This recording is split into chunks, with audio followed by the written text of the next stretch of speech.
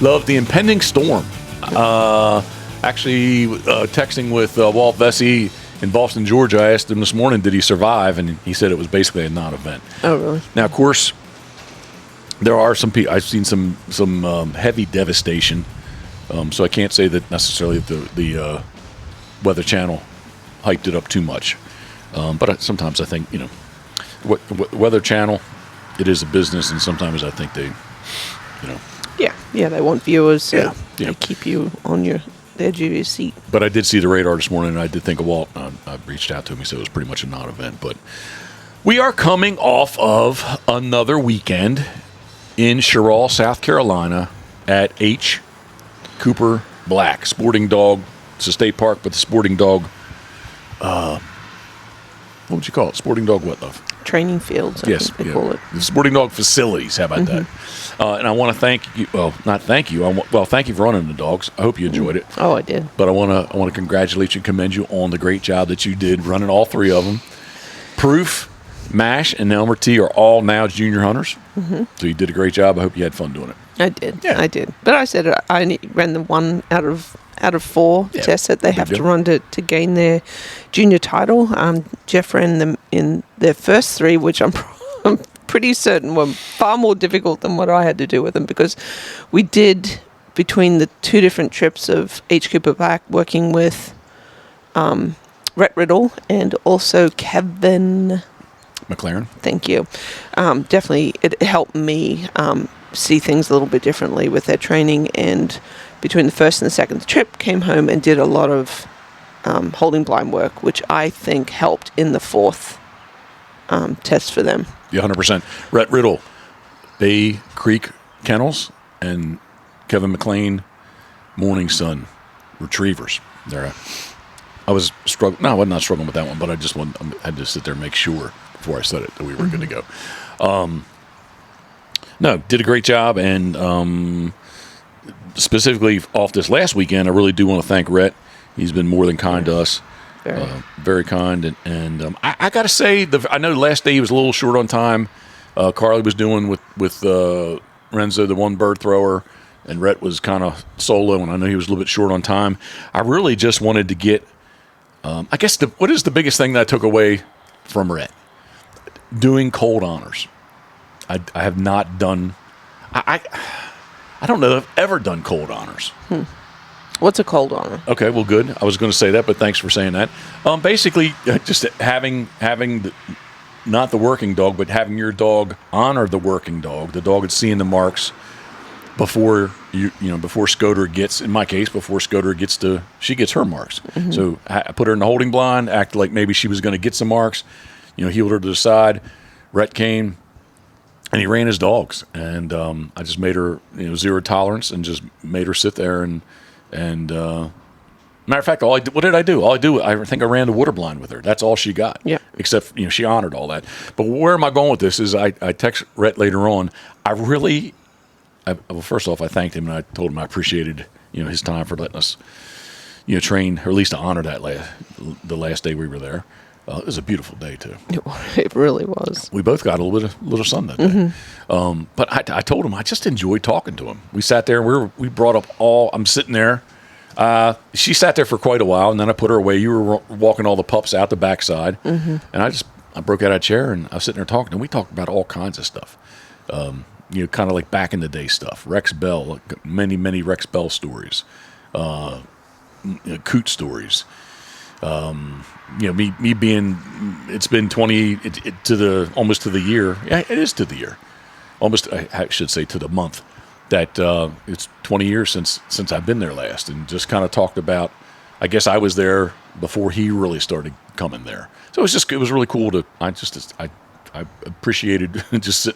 How about this? I enjoyed stuttering. I enjoyed just sitting there talking to him. So anyway, he said he appreciated. Super nice guy, just easy going too. He said he agreed. Really nice. And Lawton Hayes' Remy that he trains ran in Master 1 the B flight.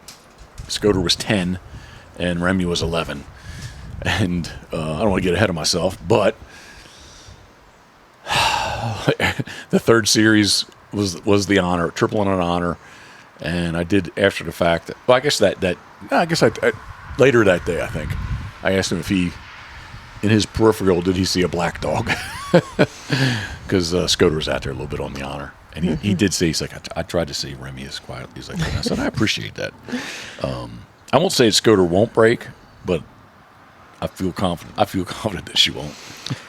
She won't until she does. As soon as Remy went, what happened? She comes straight back to you. Yeah, it's she like does every she knows time, the drill, but right? she's still way out in front. Yeah. Well, we're working on that right now. We Yes. are working on that right now. And speaking of that kind of stuff too, you finally got to meet Bob Owens. I did, from Lone Duck. Yeah, from Lone Duck. So that was cool. We got to hang out with him just a little bit. It was nice to see him too. So all in all, from all that aspect, it was a great weekend. There's an aspect of the weekend that I came away. There's an aspect of the weekend that I truly questioned. What are we doing? Yeah. What are we doing? Yeah. What are we doing here? I did too. And it kind of rewinds to, I guess, I think I do. You can tell me I do, I don't, or I do. I'm going to have to finish this. Is that all right? Yeah. All right, Elmer T. Lee. That's the Elmer T. Lee he's talking Elmer about. T. Lee. Who we named Elmer after. But where am I going with this? I operate best if I'm confident. Yeah. And I guess the biggest, if I want to really rewind and if I'm going to be 100% honest, although we did some drills during duck season, and specifically right after duck season, like basically kind of stopped training Scoter, right? Yeah. Yeah. I mean, like not the training that I was doing through the summer, right? Right. No. So, to recap a little bit, we're going to run down. She needs 2 passes to be a master hunter, as well as qualify. That would qualify her for the master amateur in Maine in June. That we're not going to. And on Enter Express, I've seen it. It's there. I can enter. Oh, really? You can enter now, but we're not entering. But so a little bit of anxiousness because I wasn't sure 100%, how she was going to really run. We entered a Saturday, a weekend in Pavo, the Tuesday, midweek Tuesday in Thomasville, and then the following Saturday was the double in Okeechobee. So we, maybe arrogantly, I figured, well, if she's got 4 tests, she's going to pass 2 of these things. Honestly, I thought she was going to pass the 2 that we could just scratch her Okeechobee and be done with it. And the whole, she came to the heat, on and on and on. But I guess that's the anticipation of running her. I'm excited about running her, and then we couldn't run her. And then is there enough time in between to run her in these other master tests? And she'll be out of heat. Is that proper? Is that proper lingo? Out of heat? Yeah. Not in, how about this? Finish her heat. Not in. Yeah, finished her heat cycle. How about that? So we show up. Who came up with the word heat anyway? I don't know. Okay. That'll be a good thing to Google. All right, since my Elmer T's salute, my Elmer T's done. This does have ice in it. Back to the crown. Sweet Paulie, thinking of you, we are. Roll into this hunt test. Roll into it. That doesn't sound right. I don't mean that. We stayed at Cooper Black. We learned more about Cooper Black, where we would like to stay. We actually stayed at the kennel campsites this time. Much different experience. It was much busier this time. Yeah. I think they had like 300 and some entries. Yeah, it was. Yeah, for the weekend. It was so big. I'll rewind a second. So it was the Palmetto, AKC Palmetto Retriever Club hunt test. They had a 132 dog master that they split into 66. That was master 1 was 132 dogs. They had A flight, B flight, and then master 2. Master 2 was 66. They had a double junior, double senior. So it was a busy weekend. Maybe I should have said that from the beginning. When I say we rolled in there, I don't mean like with my chest out, but I mean we were there. We were there to do this, right? Trained a little bit with Rhett, and what's your description? How was Scoter? what's your For what part in particular? Well, I'm gonna be this is gonna sound like I am making an excuse. Okay. Master 1B. There wasn't really anybody lined up. I was dog 10. I just like, let's get this over with. So I got her out of the truck, and basically I walked her right to the line, which hindsight, I wish I did. Was that? Yeah, the lady. Yes. Yeah. That's right. The marshal was like, let's get you up there. Which was like, oh, geez. So instead of trying to take my time, there was 3 holding blinds. Mentally. Basically, yeah. Well, for her mental. Yes, both mine. of you. Yeah. Both of you. Basically, we went right to the line. Yes. And ran her, and I learned I'm going to readjust how I do this. Usually, I like to sit Scoter in the holding blind. I think it's raining, love. Look. Yes, Yep. I just got the alert. Okay, yeah. So holding blinds. For those who don't understand, no, that sounded wrong. For those who don't know hunt test, holding blinds is basically just a piece of fabric on 3 stakes or 4. 3 poles or 4 poles that basically you walk into, and you sit your dog down, and your dog can't see the test, right?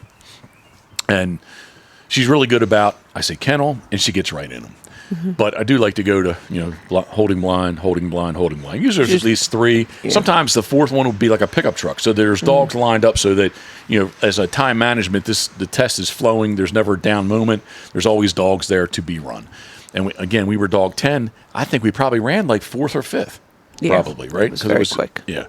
And again, the excuse is there's some people there that, because there is a master 1A and a master 2 and a senior and junior going on, although the master should take priority and precedence over senior and junior, it just was broke up.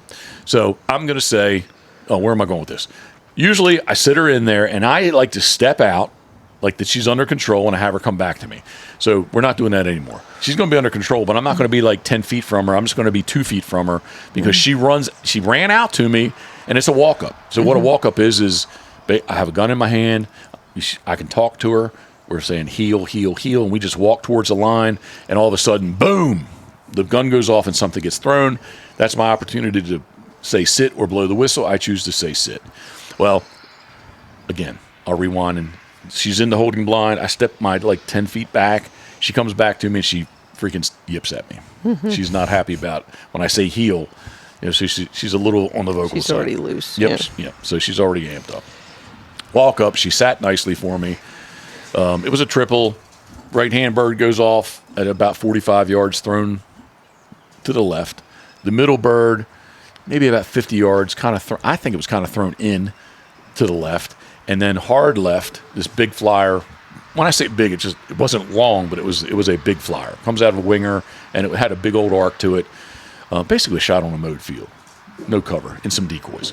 And that was her triple. She goes out and steps on the marks. Boom, boom, boom. And then we run a blind. It's basically under the arc of the flyer. The left-hand bird went off, the go bird. We run a blind under the flyer. Strong wind. She got hung up a little bit in when she went past the flyer station. I think she kind of smelled in there. But in my recollection, it should have been a 3-whistle blind, but she got a little bit loose at the end. And I had to blow a 4th one just because I wanted to try to keep under control. So we're through Series 1. She got in Master 2. We were on the waiting list. So she's 66 dogs. Her number was dog 68. So we go over there, and it's on a field. First off, I want to rewind. The Flight B was Bob and Teresa Tebbins' property that's just outside of Cooper Black, about a mile outside. And that's a really nice piece of property, about 35 acres. It's got multiple pieces of water. It's got some nice terrain to it. The first bird down, second bird down in the first series, where it was in some heavy cover, like some small pine trees and some heavy grass, but a very nice piece of property. So we go on back to Cooper Black, and the Master 2 that she got into, it's a hayfield that's been like checkered mowed, and there's big rolls, hay bale rolls out there, and it was basically a triple. The right bird thrown. It was bring your dog out, set him down. the right bird goes off first, thrown to the right, the middle bird thrown to the right, and the flyer shot to the left, and a heavy wind from right to left. It was the wind by the afternoon when she ran, early afternoon, the wind was blowing pretty strong. Mm-hmm. We did get to watch Bob Owens run it, and and there was a double blind. There was a blind under the arc of the flyer with just a stake out in the field in cover, and then off of the middle gun, on the left side of the middle gun, there was another stake with a bird. So the middle gun planted the right-hand blind, and the flyer station planted the left-hand blind. I want to rewind. Do we know for 100%, before I get ahead of myself? I am going to get ahead of myself. Was there a bird? Was a bird planted at that stake? I'd have to look at the video. Well, but she was on. I don't know. There was so much scent out there, though. Yeah, but she was to the downwind side of the stake. I'm already ruining the story. So anyway, we wait to the end. I gotta say, for Master 1B, I wasn't really nervous. I think because it happened so quick. Yeah. I'm sitting there watching from I watched probably 25. We even left and came back. Yep. Because we went to the camper and came back. Yep. And there's about, I don't know, she's 5 dogs to go. You walk down, you're like 5. And all of a sudden, it just hit me that I'm freaking nervous about this. To me, it was something that was very, very doable for her, but I was very nervous. So anyway, and then, of course, Bob has to come down with you for a front row seat. I was supposed to be the last dog. The dog before us got a no bird, or a couple of birds ahead got a no bird. So there was a dog behind me, which I started worrying already about. Okay, so I'm all over the place. In this series, it was a triple, 2 blinds, and you had to honor.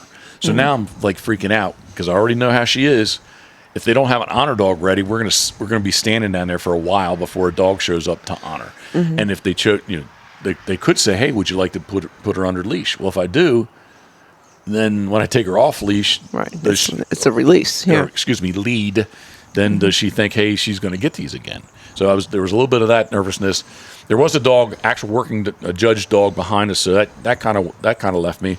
But I was nervous. Walk down. Boom, boom, boom. She goes out, gets the flyer. Nice. She comes back. I would have liked to pick the middle bird up first and the right-hand bird.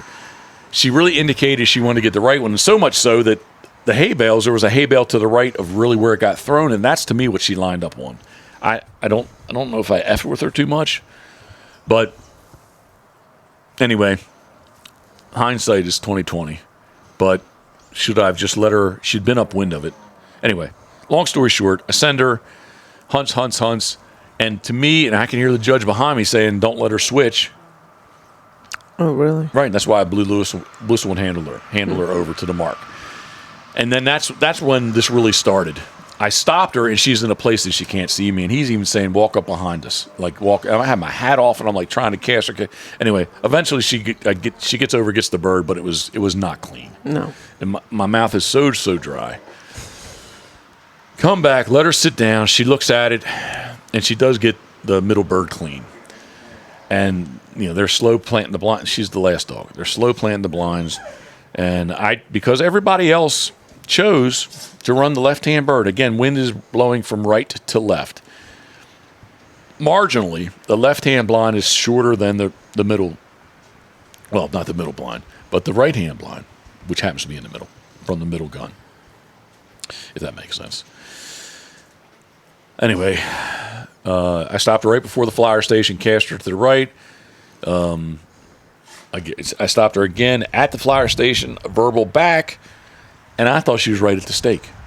And from where I'm at, the flyer station was so wide from left to right with all the holding blinds, and the wind's blowing from right to left.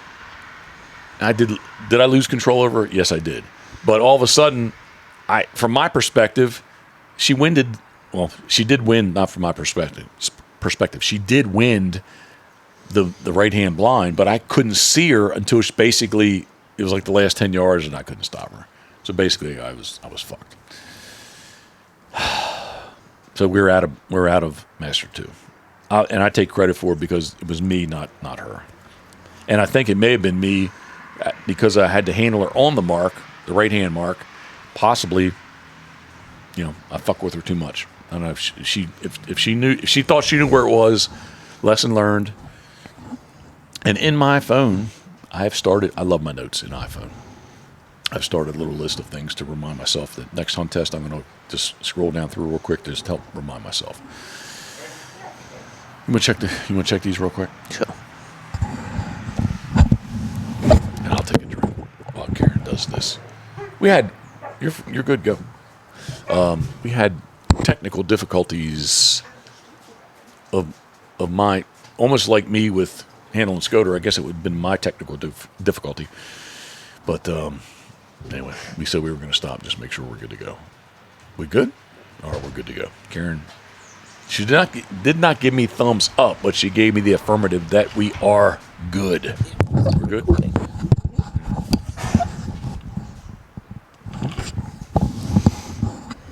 We are good. We're good, right? Yep. Okay, good. He's Elmer. Elmer T. Lee. He is a good-looking dog. He is. All right. So we're out of Master 2. Out of Master 2. Yeah. So we go on back to Master 1, Flight B for Series 2. Yep. And I got to tell you, I'll be very honest, I didn't want to run it. I was done. I was done for the day. Mentally. I was done for the day.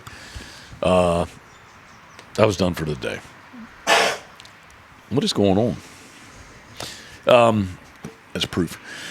And I guess, I don't know how it worked. I think sunset was about 6:30, but supposedly at like 5:30, 5:45, the judges had to stop anyway for dinner or something at the clubhouse. Some kind of I won't say sorted, but some kind of a sorted issue. And we were like eight or nine dogs to go when where we were in on the marshal had us, and it depending on your dog, it was anywhere from like 8 to 12 minutes. Mm-hmm. So I was pretty certain. I was pretty certain that we weren't going to run anyway. Right. But I didn't want to get in trouble with air quotes. Yeah, yeah. And eventually, I just said, "We can run this tomorrow." She said, "Yep." So we left. Yep. Let's get out of here. Let's go. Yeah, sunset was at, I don't know. Let's just go back. 6 o'clock or something. Yep. We wanted to cook and let's just so decompress. I can so I can reset. Yep. So we reset. Get up early. We have our little. Well, the next day was the beginning of daylight saving too, so we were kind of having to get up what felt like an hour earlier because it was. It was. But we have our little routine down there where we go and we air everybody, right? Yep. Obviously, when they get out, so rewind too, I did say we were camping there. Yes, I did. Mm-hmm. We get out of the camper. Obviously, they can pee real quick, but we load them up in the van, and then we go and find a place. We have our spots where we can just flat out air them. So yep. Got through our little, you want to say the procedure there, and I guess we show back up over at Tebbins. Nope. No, what do we do? Oh, we went. So we go to check in for the junior test. Yes, yeah. you tell that part. Yeah, so 8 o'clock, and actually they were on time too, which was nice. So just checked in with the marshal there and said that we still had to go over to Master 1B, just checking in, and he was happy enough to slot our 3 junior pups in later in the day. So yes, and we head on over to Tebbins again. And we had to wait a little bit. So Series 2 was actually the water series. Mm-hmm. You walk up, and you get to run a water blind. If you succeed in the water blind, you get to see a double, which was a mom and pop or a flower pot, however you want to say it. It's one station, one holding blind where a bird gets thrown to the left, and a bird gets thrown to the right. Both watermarks. And then you come back, and you run another water blind, an angle entry, just catch a little piece of the corner. I should say, too, if I'm being honest, the water blind is over a point. And on the backside of the point, just catch a little piece of water, and the bird was up on land. So the mom and pop is thrown out to the end of the point is the first bird down, and then the go bird is thrown back up on a piece of land. Again, you kind of catch that angle piece of water, and then the water blind another water blind, second water blind, just a hard right, just an angle, just catch the corner of this piece of water, and then it's more land than anything else. But it starts right, you get in water. So how does that go? We get up there, and we're very conscious of her vocalness. So I just wanted to get her in the holding blinds as quickly as I could. Get her up there, get her sat down, and she just wanted to stay in the water for me. And critiquing her out of those four, the 2 blinds and 2 marks. The first water blind was just it was sloppy in the sense that she just didn't. When I blew the whistle, she just didn't give me a nice, crisp, clean stop and look at me. She treaded water nice, but she's like out there looking around like it must like where like she's trying to look for it. So I run the water blind, and to be honest with you, I don't think I've ever told you this. Just want me to be honest. I was waiting for them to say thank you very much. Like you're not getting the marks. Her blind was like that. I didn't think it was that bad. No, I thought it was. To me, from my perspective, I was questioning, like, are they going to say, hey, thank you very much? No. So anyway, she gets the marks, does them very nicely, and the water blind is to the right. I tried running her on the left to make sure she got in the water, and she just kept looking out to sea for me, right? So I flipped her on around and got her on the right-hand side, but the little levee, now I'm thinking it's going to be very easy for her just to run down the levee, right? Mm-hmm. But thankfully, she got in the water, and I think what maybe kind of saved her, there was a decoy that I think she was attracted to. Sure. It helped her. You couldn't see it. I know the one you're talking about. Yeah, now. It was right on the edge. So anyway, she did a nice job. To me, on that blind, she did a nice job. So in my mind, all right, we're good to go. I know the first water blind to me was not strong, but they let me run everything else. I was like, we're good to go. So then we go back and run. Oh, the your water junior was. See, I don't think it was that big, but it took time. Well, we went over to run the land first. Okay, so then we run land? We run land first with the pups, yeah. After I did Series 2? Yes. All right, I can't remember. Yep. Okay.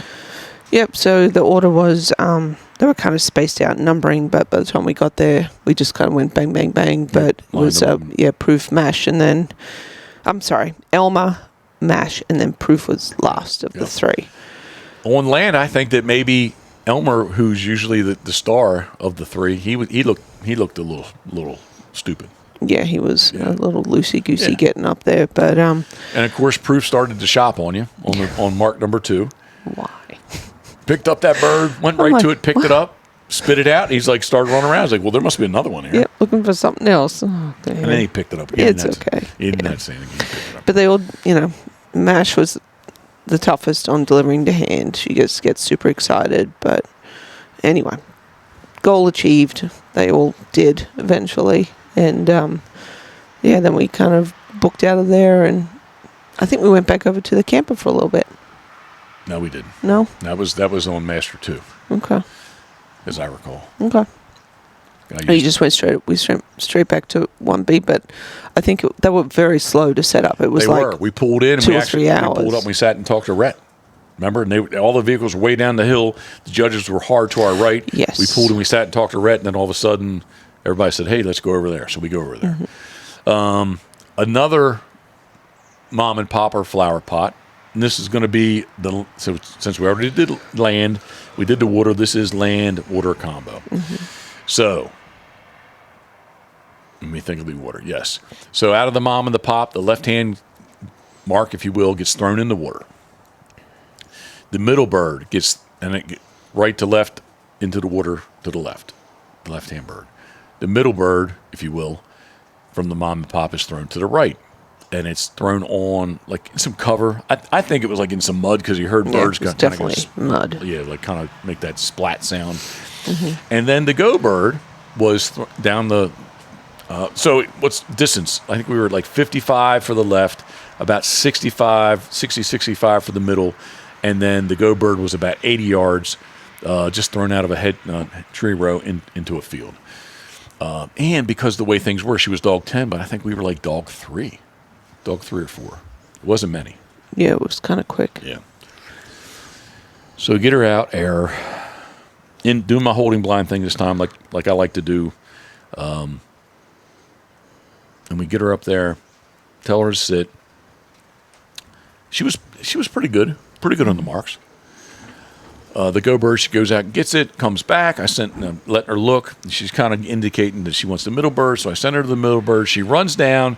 She puts her head down for a moment and then picks it up and starts hunting.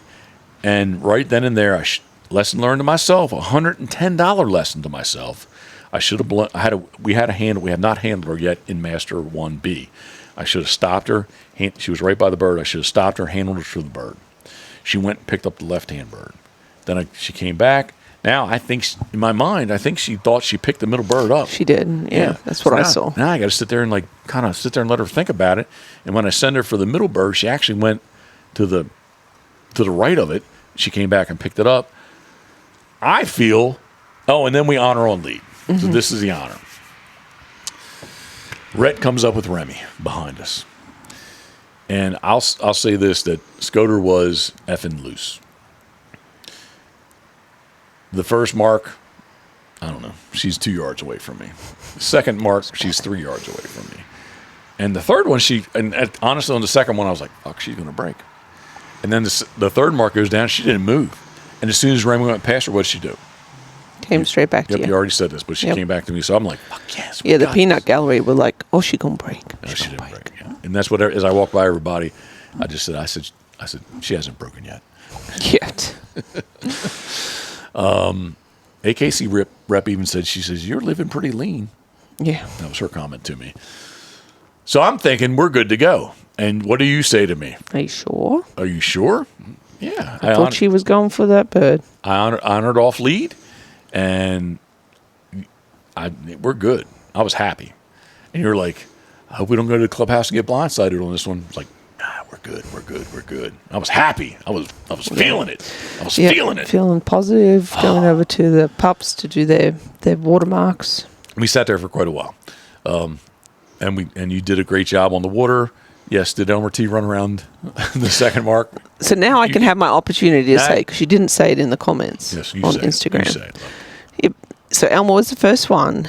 So he goes and picks up the first bird, no problem. So wait, time out. Mm-hmm. So the first mark down is on the left, and it's thrown right to left in the water. Yes. Now, did we see we did see dogs dick around with it, but basically there was only one way to come back, was to pick it was in the water, come back and pick it up and bring it back. But I ran him on the right to make sure he would get into the water as soon as possible. The right-hand bird was thrown left to right, and it was on land.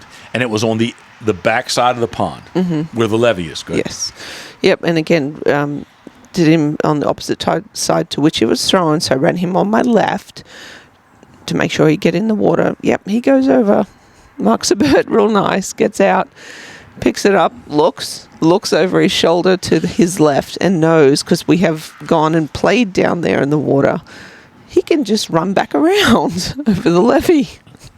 Which is exactly what he did. I did ask the judge when he was in the water to the bird, how far over to the left can I walk? Because I'm new to this. I don't know, and I don't want to do the wrong thing. No, you need to ask him, right? And he told me just to wait and see what he does. Dang it. I shouldn't have asked, is what I regretted. Because I think if I'd walked to my left, he would have come back to me through the water. He's fine. You didn't. In my little on Instagram and Facebook, I said you broke him. You didn't break him because he hasn't done swim bys yet. He doesn't know any better. So you're fine. It's not a problem. Mash and Proof actually did really good. Yeah, they swam back to one of those two. So. Proofy kind of walked across the mud. Well, he's tall. He is a tall dog. But yes, so I'm feeling good. I'm thinking, man, out of a possible 5 ribbons, 2 masters and 3 juniors, we did 4 for 5. That's not too bad.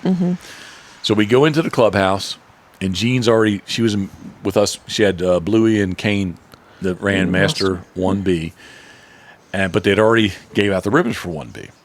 She's like, I don't think I heard dog 10. She's like, I didn't hear. I don't know Scoter passed, and like all of a sudden it just set in. What? It just set in on me.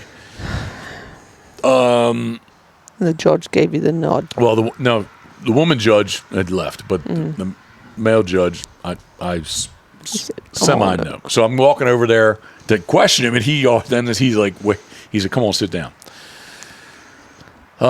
Basically, he says in that third series, he said she switched, and I was like, "Really?" He said, "Yep." So I don't really think she established a hunt. She put her nose down. He said, "Well, there's the little levee right there, and any dog that went across the levee, that they were going to get the middle bird." And basically, he said she switched. I don't know if I should say anything more. I mean, we asked a couple of pros their opinion, and they differed. It was 50%. Well, where I'm trying to go with this, I guess somebody could look up and see who. No, yeah, they could. Anyway, what I want to say is, I think he had her qualified, and she got zeroed out. Like it was it was a mess. Like somebody tried to race something, and the other female judge was gone. And I think they must have had a conversation. And there was an apprentice there too. Apprentice judge too. How does that work? Can the apprentice, when they're all discussing the dogs, can the apprentice chime in on their opinion? Nope, they're just going to kind of sit there and learn. The apprentice scores, has a score sheet too, and they're learning, if you will, but they don't really have a say in it. Okay. But anyway, I kind of think he had her through. But anyway, regardless. Lesson learned. I had the handle quote in my pocket to use. I did not use it. Now, it doesn't mean she would have passed, because she still had to go back and pick up the left-hand bird. But I bet you, to me, when she came back, she thought she picked the middle bird up already. You're good. Anyway, just a lesson learned. I got to play the game. It's been a long time since, well, yes, obviously I've run master with her, but it's been a long time since I've done master tests, and I just need to be more aware of my surroundings, the situation, and again, I've kept notes, and I'm just going to learn from it. Was it costly? Yes, it was. It would have been nice for her to pick up at least one master here. She didn't get any master passes out of the double, and yeah, it's okay. But we walked away from this thinking, we both kind of said, "What are we doing?" Right? Yeah. We're good. You speak. Yeah. No, I just, the saying, or your saying that you like to use is not complaining, just explaining. But she'd just come off her heat. Truly not much training between you finishing your duck season to us, getting some real training done. So she hadn't done a lot of that. Rye was in heat, so there was still, kind of that whole hormone factor going on between the girls. So yeah, it's. Are you making excuses? No, but I think she didn't have her head in the game. Well, where I'm trying to, my angle in this is really question, what are we doing?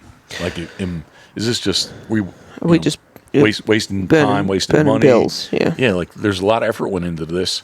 Going into heat, okay, can't control that, right? Nope. So that whole trip, the first trip down, that was just kind of a big waste, if you will, as far as being productive for her passing. And especially the Pavo test, the land water series, from the line you could see the birds sitting there. Yeah. Right? Like what if? And I know what if. And, we could have went down, we were down there. But she could have ran those and just kind of imploded also. So there's no guarantee that she would have passed those. But, I'm just thinking, what the fuck? Mm-hmm. There was 4 tests that we didn't get to run. Now we ran this double, and maybe I'm giving her too much credit. Where I definitely need to take more control. Not that I'm just up there standing, but I really have to say, I believe. Obviously 2 other people saw it differently. But I don't know that she put her head down. Is that a hunt? A hunt to me is that she would have circled in there. circled around the bird, circled. She ran down. But you sent her to that bird, and then she switched and picked up the other bird. But did she hunt? Yeah. She did hunt it. Yeah. I mean, I think she did because I was questioning it. Then I'm wrong. So there's 3 people that say. That's why I asked you. There's 3 people, 4 people, but then somebody else said, I showed the video. He's like, nah, man. Like, she didn't hunt that. So anyway, lesson learned. We are going this coming weekend. Just fucking stupid, aren't we? I am. I'm not going to say you're stupid. Well, that's the thing I'm worried. Are we rushing it? We're simply rushing it because you have this timeline. Love, I might not be here next month. Right. I might be dead next month. All right. Well, let's just keep throwing money at that possibility. Anyway, she's entered in this double master in Emporia, Virginia. I'm going down there and kick some ass, and she's going to pass both of them. Don't jinx yourself, man. No, what the I'm going heck? in there with good attitude. I'm going down there confident. I work best when I am confident. Absolutely. I think the majority of people do. All right, so I'm going to just put everything that's happened. Well, there were no, except for her going in heat, there were no tests that happened. But the last double that we just did just raw, I'm going to put that up behind us. But again, lesson learned. And I even told you on the Series 3, I was like, we have a handler. I got a handle I can use if there's and I didn't fucking use the handle. Yeah. So that's on me. Well, but anyway, I'm looking forward to doing it. We're going to get a good day. Looks like Monday, Tuesday, Wednesday. Definitely good 3 days of training in, which I am going. Rhett Riddle, thank you very much. I'm going to come out and cold honor before she gets to run her mark. So I'm going to do that. It looks like possibly Thursday may be a possibility. Depends on how numbers work out. If we can train on Thursday. And then Friday, love, we're only going to take the very short 4-hour drive instead of this. And not take the camper. Instead of the 8 or 9 hour drive that we've been doing. I'm going to miss the camper. Are you? Yeah. But you get to sleep in a nice bed? Maybe. We'll see. But Friday's the day off. She gets the day off Friday. Yeah, it's travel day. Good. Yeah. I believe in days off for dogs. I was thinking we'd leave here at 10 a.m. And then that way, Takes 10, about 4 11, hours. 12, 1, 2, we're like ahead of that Virginia Beach. Traffic. It's going to be busy anyway, but we're ahead of, especially Friday, but maybe we're a little bit ahead of the traffic. The camper does not tow bad, but I have to say I think I'm going to actually enjoy not towing the camper. Yeah. Yep. Yeah, so. The fuel. Yep. The fuel economy, towing it is good. If I can rewind, before we left, got up at 2, we left at 3 a.m. on Wednesday before the weekend test to get across the Bay Bridge Tunnel 17 miles because of the storm, much like is what's supposedly happening right now, that winter storm, and we tried to beat the wind. Yep. So, which that last hour or so, it freaking poured. Yeah, it was. North Carolina, South Carolina, made us get off 95. Yeah, we went did some back roads to get over to Bendersville, which was a nice thing. But anyway, I still believe that she can blow through a master test. Like blow through it positively, right? Yes, okay, I believe she can do very, very well. Yep. An hour ago we did the three pups on back to the pile. Again, proof. Just he's the one that at the moment really stressing me out. For MASH, man, the freaking lights turned on. Yeah. You want to tell everybody what happened the other day? You can tell everybody. So since we got back, we've kind of changed things up a little bit in that while Jeff is running one of the dogs back to the pile, I'm bringing the next pup out and using that as an opportunity to do some training to get them to sit in the blind. No noise. Holding blind. Yeah, the holding blind, sorry. Yep, no, you're good. And so I brought the first dog out like we had done the day before in the same order. I had brought Mash out first, and I brought the next dog out. I think it was Proof. And I kept hearing him say, good boy, as he's running this dog back to the pile. And I stopped and I said, are you saying good boy?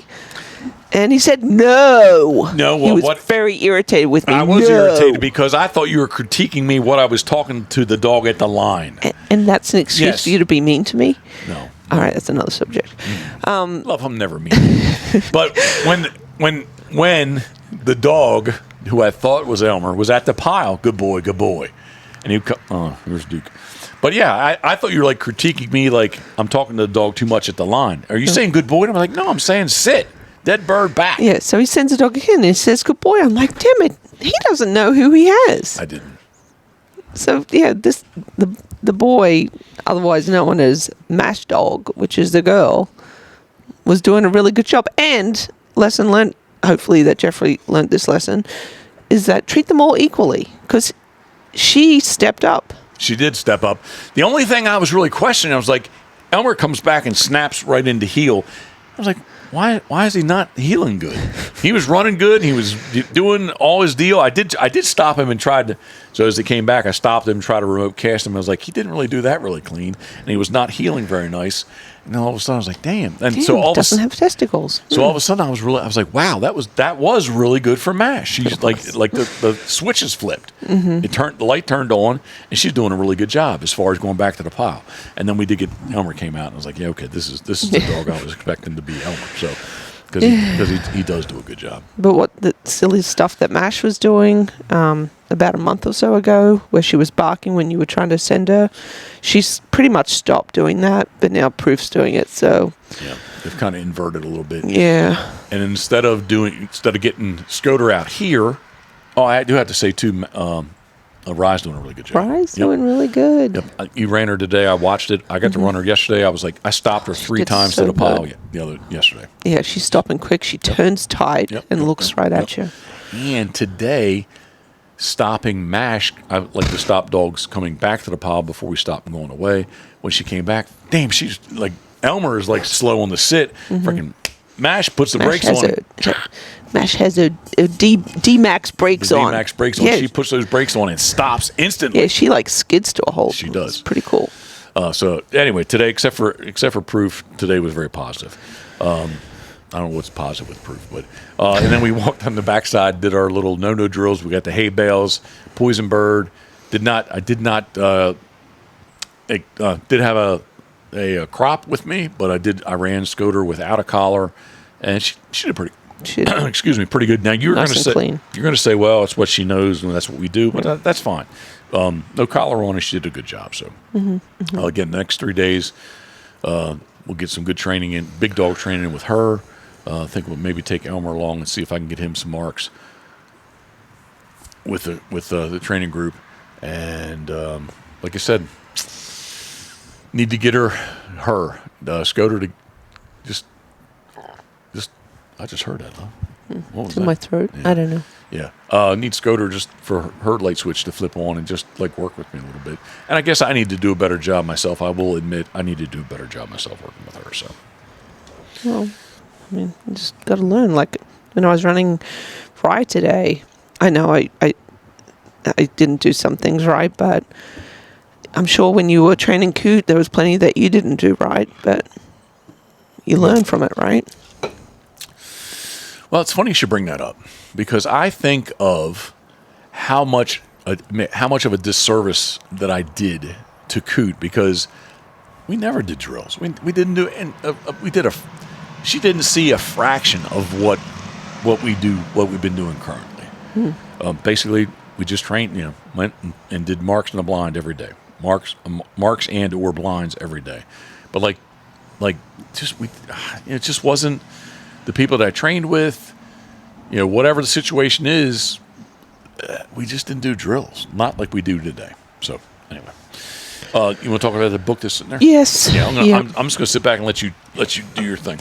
So I guess I first heard about it or read about it was in one of the retriever training Facebook groups. Was noisy dogs, what to do, and people would keep referencing this. It's not the dog's fault. The book is by Randy Bowen. And people would reference that, get the book, read it, follow it, don't skip any chapters, make sure you follow step by step.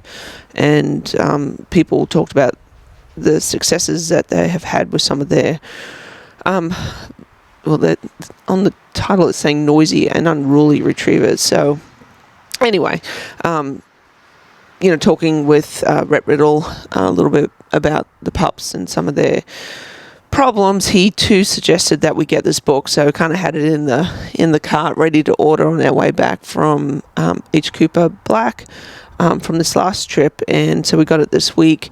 I've only just started reading chapter 1, but I'm definitely intrigued. It's got me interested. I want to read some more. We may just pull Proof out of what the other two are doing right now, which is going to set him back and not have him on, potentially not on the same schedule that the other two are on in achievements. But still, we have no plans on running them in any hunt test for a year, potentially 2 years, depending on how they do. Jeff smiles. Jeff wants to run some field trials, I think. No, I don't. On how they do. Can I stop you? Derbies? No. So we're down training, Bettisville, South Carolina, and Rhett says, "Hey, man," he's like, "What's your plans for this dog?" It's like, "I don't know. Like just which dog? Proof. Oh. Give him some time. We'll run him in master." He's like, "Huh?" He's like, "Man," he's like, "He'd make a really good detection dog." He's like, "They would love him." And why would they love him again? What's the exact trait that he was showing? Well, they love dogs that pull you around. He pulls. They said they would be in love with him. He gets so excited. And he would be worth about $15,000. So I said it would pay for the camper. But I'm not giving up on him. And I hope that you don't either. But I think this book I'm going to read more, first of all. Make the decision on how we should handle him. But again, Mash worked her way through it. She's doing pretty good right now. And Proof is just, compared to Elmer, the other, both males, Proof is juvenile. All right, so first off, Elmer T is going to be my field champion. You can say I'm jinxing, but I'm just telling you. I hope so. And I think Mash is going to be right there with him. Yeah. Proof, I'm not so sure about. No, I'm not going to give up on him, but I will say this: if I can make my statement at this moment, I won't mention a name, but somebody came up to me in South Carolina and said, "Man, like you're doing an awful lot with that dog. I know you got some goals for her, but Skoda, right? Yeah, you're doing an awful lot. You're doing a lot, quick, fast with her." I said, "Yep." I am. I said, I'll acknowledge that, but I said, let me tell you this.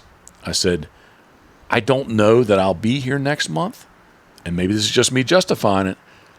I want to be here next month, but I don't know I'm going to be. I need to do it now. Like, he's half my age, right? Yeah. I believe my daughter, Molly, is probably older than he is. I said, your long ball is much longer than my long ball. And I said, I need to do today what I need to do today. And I said, yep. I said, so maybe is that a product of is she a product of some of that? Sure. I said, but just so you know, I said, I need to do today what I need to do today.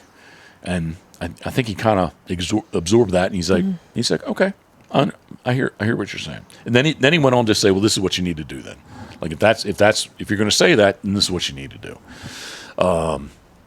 So again, maybe it's a little bit of me making an excuse for Skoda, but I need to be on the fast-paced track with her. Proof, man, if it's 3 years, I don't care. Yeah. Right? Elmer T and Mash, we don't need to do anything this year with them.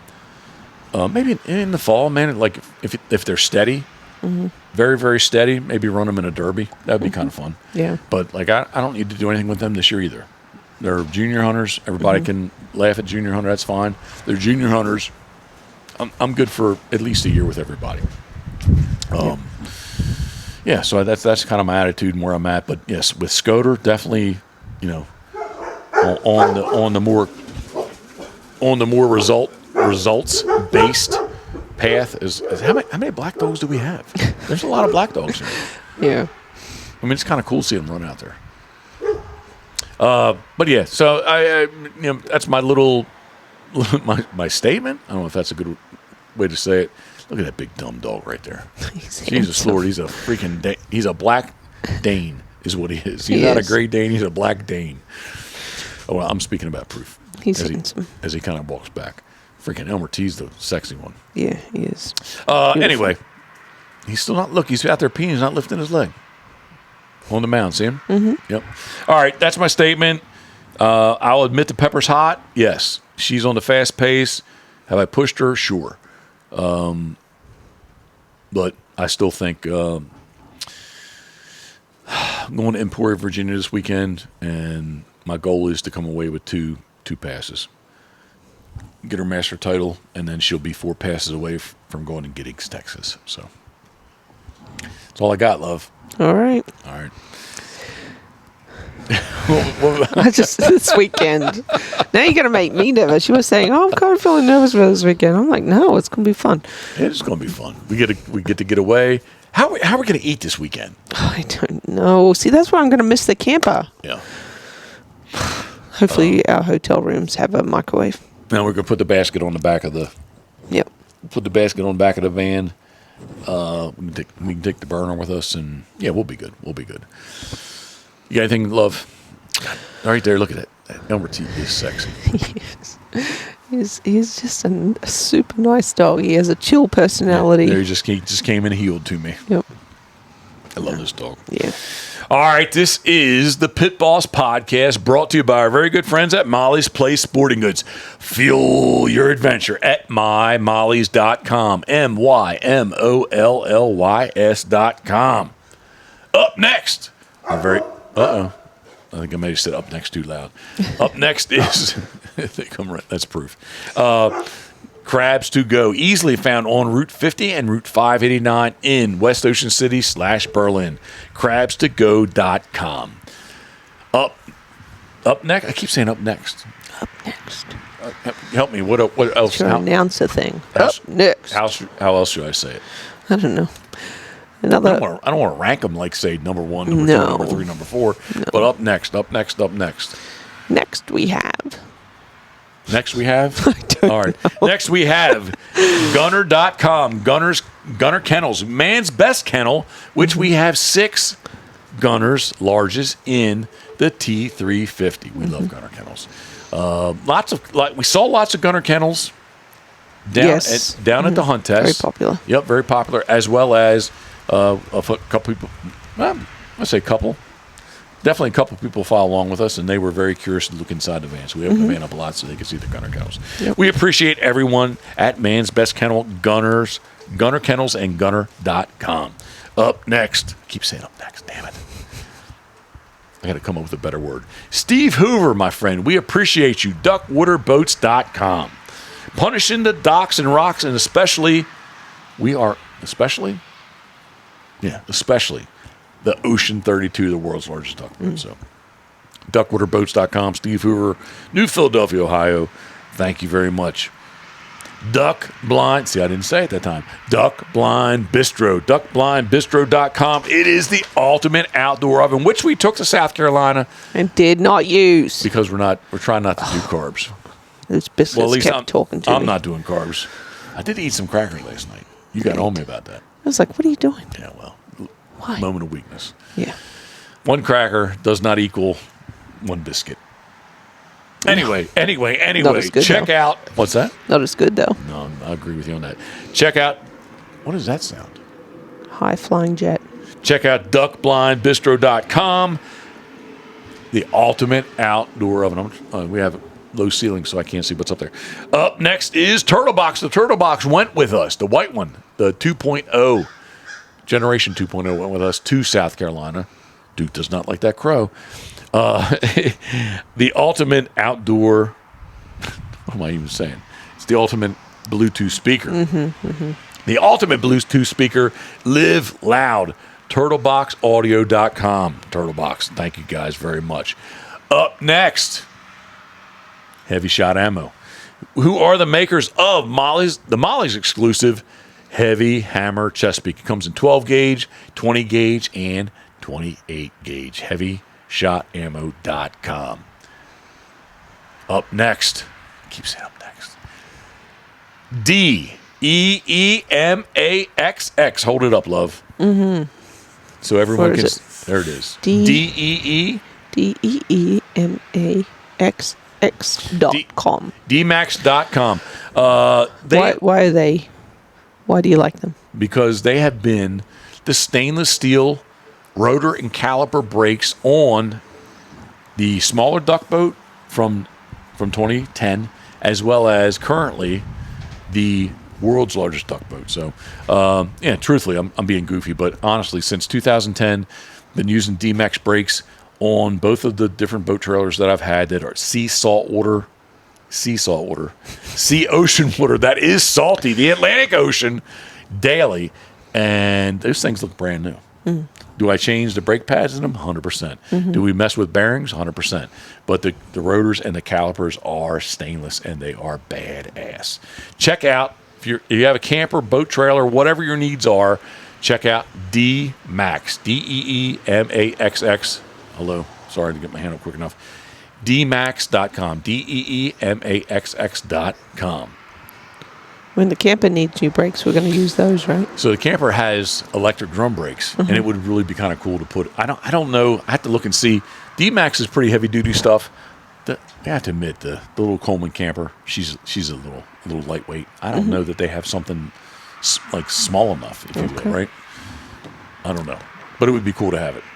Yeah. So, and lastly, well, not lastly, because there's two more, but up next, new to the Pit Boss podcast is the Hunt Proof, HUNTPROFF, the Hunt Proof app, which, yes, they have the waterfowl hunt tracking, they have the turkey hunt tracking, but I love. You said you haven't looked at it, which I don't, right? I'm not used to. Yeah, but if you see my any of the Screenshots, specifically over the weekend of the junior and the master test.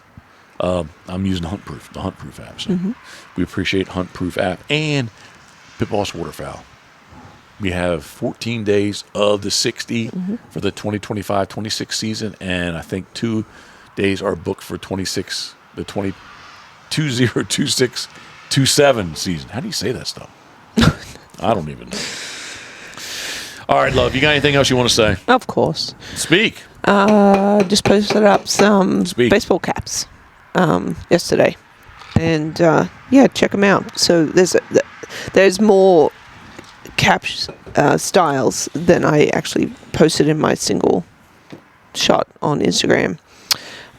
Just go to pitbosswaterfowl.com/shop and check out the store, because we still have hoodies and some jogger pants. The sizes are getting a little sorted, and we'll do some more orders getting closer to the fall, hopefully.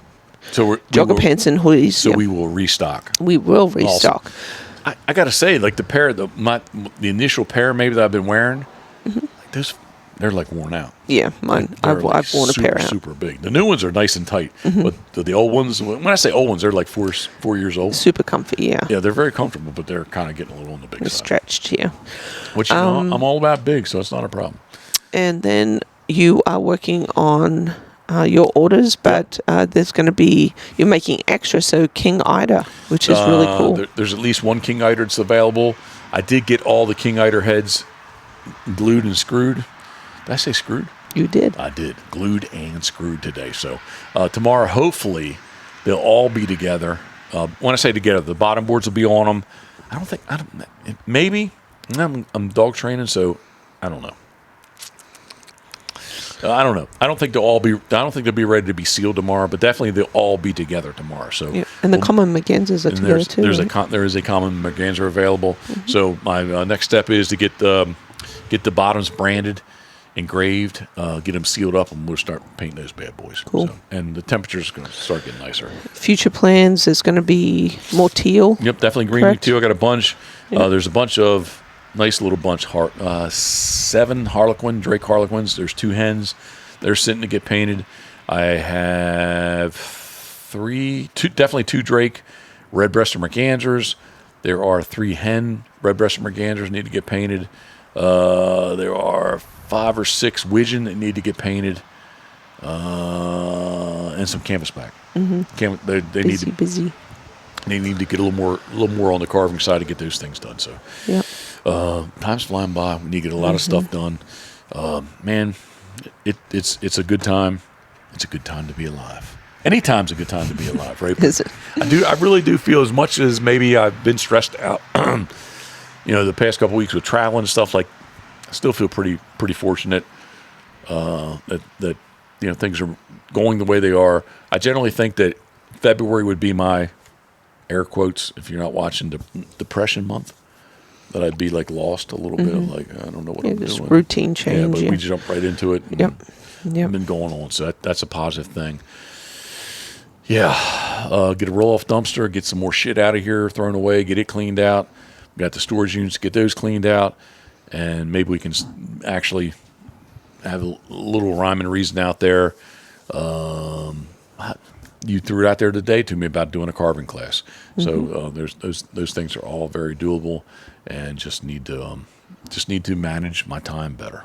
I think maybe is the best thing to say. So, love, I'm hungry. What are we doing? What are we doing for dinner? Leftovers. Leftover what? Chicken. Oh yes. Leftover I'm not even going to say anything about that. No, don't say anything. I want to, but I'm not going to say anything about not about yet. chicken, but Yeah. how he sees. I see a dog right there in the woods. A little Roddy pup. He was black. All right, love, I'm done. All right. Let's end this thing. All right. Oh, you don't have anything in your... Nope. I don't want to refill because it kind of kicked my butt. Oh, I'm sorry to hear that. All right. Looking into the camera, we appreciate you following along with us. Thank you very much. This is the Pit Boss Podcast, brought to you by our very good friends at Molly's Place Sporting Goods. So, until next time, thinking of you, we are. Cheers. Salute.